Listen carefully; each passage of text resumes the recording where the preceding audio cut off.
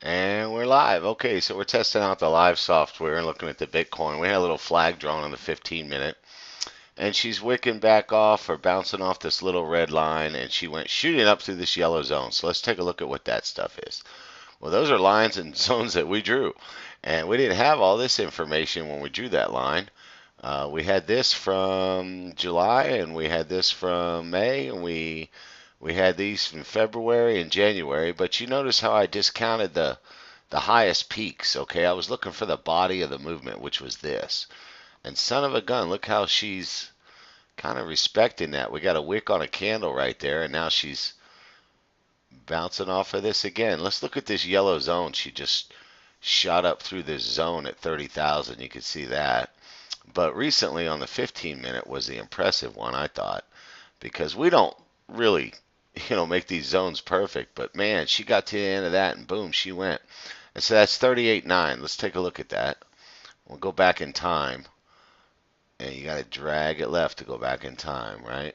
Uh-oh. Okay, here we go. And you could see 38.9 right here. She hesitated. This was a long time ago. This is 2022.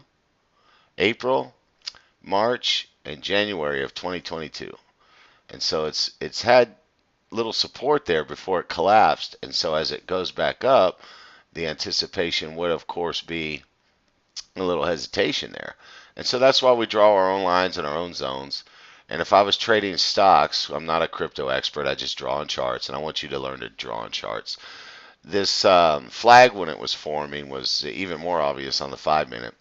And then, of course, look how it respects this. This is a 20-day moving average, by the way. But look how it respects the lines that we drew, the trend line and the old red line, which is the upward trend.